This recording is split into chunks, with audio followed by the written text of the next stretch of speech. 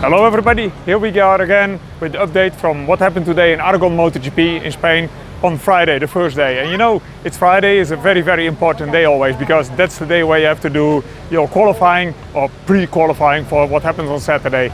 And we are here in the front of the Ducati factory team with a reason, because this is the team where Marc Marquez is riding, and they could have called this track also the Marc Marquez track for a couple of reasons. He is superior here, and for a couple of reasons some other riders and manufacturers hate the place, and that was very clear today to see. So I don't want to go through all the steps, who finished first and second and third. I assume you've seen it, but I just take the standout things, because Marc was obviously first with 2 fingers in his nose. It was too easy. He didn't even need to go out in the last run. He already knew, I'm already there, you know. You only need to be in the top 10, and he was. His brother came pretty close because he tried so hard. But you know what was fun today? Really fun. We have 3 KTMs in the top 10. Good. We have 2 Hondas in the top 10. Very good. That means only 5 Ducatis in the top 10. That's quite special. But we are missing 2 manufacturers that have not even 1 bike in the top 10. First of all, no Aprilia. Okay, Aprilia doesn't have the top rider Jorge Martin, but they have Marco Bezzecchi. I mean, that's last race's winner, and he's not even in the top 10. So Aprilia, I was going to say Aprilia struggles. I don't think Aprilia struggles. I think Marco Bezzecchi struggles. Marco is a good rider, but not a top rider. And I put him first on the list of people that will make it into Q2, because he has tomorrow morning a shot goes in P1, and he will quite likely go to P2, because Aprilia is working here. So no Aprilias and no Yamahas. But the Yamaha situation is a full drama. It's really bad. So, because Fabio struggled a lot, and it was very visible on television as well, losing the rear, not on the entry, always losing the rear, getting very impatient, got angry with the bike. I think he even damaged the fuel tank with all his emotions. And then we have the rider debriefs, where we journalists can talk to them and ask them questions. And so we listened to all the Yamaha riders, and the interesting guy this time was Jack Miller, because Jack pointed us really in the direction of what is wrong with the Yamahas, and also gives us hope that they will fix it for tomorrow. My personal opinion about the matter is, and be careful, that's not what they say. I think what they have, yes, a faster engine, but they don't have that engine completely dialed in the electronics, and that surprised them today by the time they put in the soft rear tires.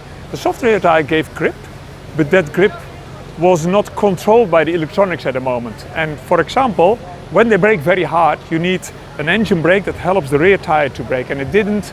The rear was stepping out and then coming back and stepping out again, and then the riders lose the apex. That looks like a sloppy rider, but basically it's down to electronics.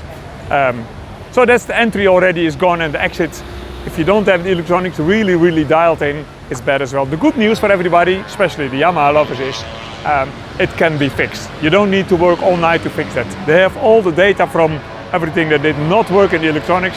They should be able to fix it. So that's it for today. All the special things. I almost forget one special thing. No crashes. Everybody forgot to crash today. Johan Zarco, I mean, we all love Johan Zarco lately.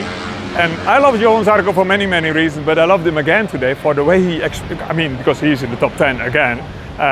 He had a very clear explanation why nobody crashed. There's no coincidence. He said the grip level on this track is low, but it's not a disaster. It's like in the wet, it's a disaster. In the wet, you're just riding on ice and suddenly you're on your ass. He said here you get so much warning. You lose the front, you lose the rear, you lose the front, but you don't crash. You don't need to crash, he said. So still you need to be faster than everybody else. That's why we are here. But it's interesting what he said, because it's quite special. We don't have many of these tracks in the world that the grip level is quite low, but also very forgiving. It makes for entertaining races so far, but it also means that tomorrow 2 manufacturers have to do a lot of homework, Aprilia and Yamaha. They want to be in the top 10 again. They want to go to Q2. But there's one tip that I'm already going to give you for the sprint race tomorrow.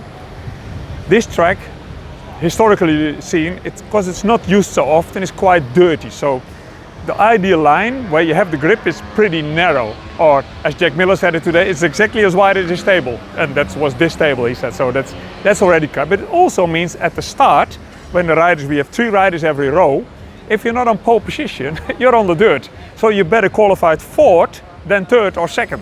because you're on the dirt. Okay, you can't choose that. Nobody has that accuracy and a crystal ball to exactly know what lap time to do to finish in P4. But it's gonna be interesting to watch the start and see what type of chaos is going to happen in the, because some people will have a really good pace, be in P2 or P3, but mix up the start. And I look forward to that actually. So enjoy tomorrow's race, and tomorrow afternoon or the evening I have my summary of what happens that day. Thanks for watching.